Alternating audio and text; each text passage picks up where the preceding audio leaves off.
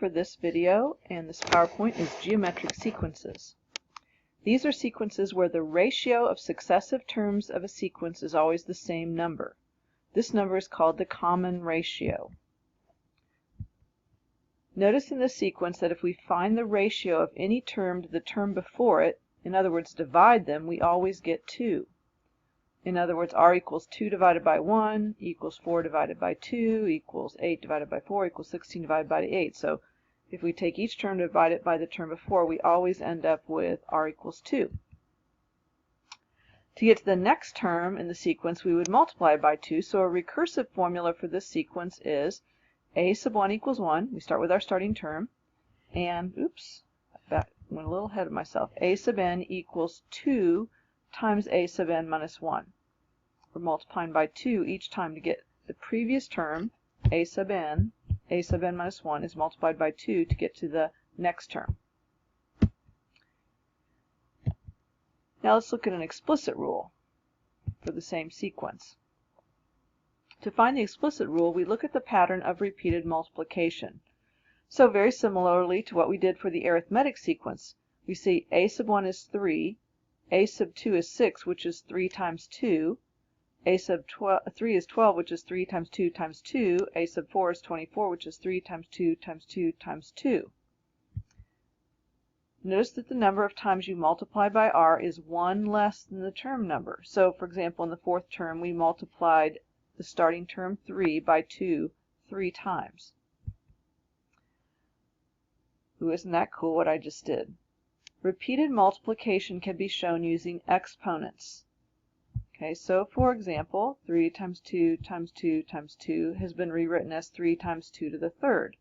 This is 3 times 2 squared, 3 times 2 to the first, and then 3 times 2 to the 0, which is 1. Notice that the exponent is always 1 less than the term number. This leads us to the explicit rule for a geometric term, which is a sub n equals a sub 1 times r to the n minus 1.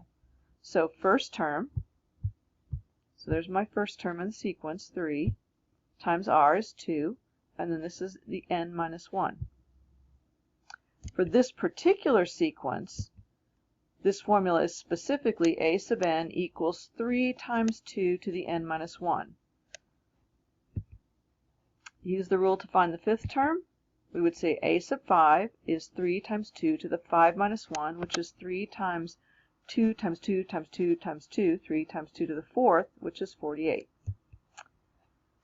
Let's look at the formula for the geometric sequence and see what it tells us. Okay, so we know substituting positive integers for n, we get these terms. We start out with negative 2 times 3 to the 0, negative 2 times 3 to the first, negative 2 times 3 squared, negative 2 times 3 to the third. And that gives us our 4 terms here. The common ratio is 3. That's the number that is raised to the power. So the common ratio is always the number raised to the power.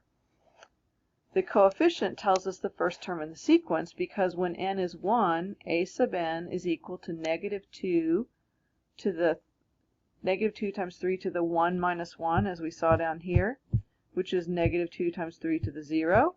3 to the 0 is 1, so negative 2 times 1 gives me negative 2. What would we change in the rule if we wanted the sequence 4, 12, 36, 104, 108? Well, notice that each time we're still multiplying by 3 to get to the next term. So r is still 3, but notice that our first term has changed. It is 4 now. So 4 times 3 to the n minus 1 instead of negative 2 times 3 to the n minus 1. Find the 8th term of the sequence, 0.4 times 0.04 times 0.004. Well, first we need to establish that it is a geometric sequence in order to be able to use our term formula. You're probably guessing that it is since I already have stuck the formula up there. Our first term is a sub 1. That should actually read a sub 1 times r to the n minus 1. I think I'm going to edit that right now. Okay, I'm back. To find the common ratio, take any term and divide it by the term in front. So r equals 0.04 divided by 0.4, which is 0.1. We could do that with any pair of terms. We'd always get 0.1. You could also notice that if we're multiplying by 0.1, it would serve to move the decimal place back to the left one time for each term. So there's my r. So we can write in general a sub n equals 0.4 times 0.1 to the n minus 1 for this sequence. So to find the 8th term, we simply use 8 for n, and this is what we end up getting. Now let's say I have a geometric sequence whose 3rd term is 2/3 and whose 8th term is 162. What is the first term of the sequence? And I have a little stray mark here that needs to be edited. Okay, so let's go back to our problem. I have a geometric sequence whose 3rd term is 2/3 and whose 8th term is 162. So a sub 3 is 2/3, a sub 8 is 162. What is the first term of the sequence? So I can draw out the sequence with a series of blanks. So notice 2/3 is in the 3rd blank, 162 is in the 8th blank. And I can realize that in going from one term to the other in a geometric sequence, I'll be multiplying by r. Specifically, I'll multiply by r 5 times to get from term 3 to term 8. So I can say a sub 8 is a sub 3 times r to the 5th, or 162 is 2/3 times r to the 5th, since those are what those two terms are. And then solving for r, I find out that r is 3. Now that I know that r is 3, I can go back and figure out what the first term is. A sub 3 is a sub 1 times r squared. So 2/3 is a sub 1 times 3 squared. 2/3 then divided by 9, or times 1/9, is going to be 1/27, which is a sub 1. Or you could merely say 2/3 divided by 3 divided by 3. That's the same as 2/3 times 1/3 times 1/3, or 2/3 times 1/9.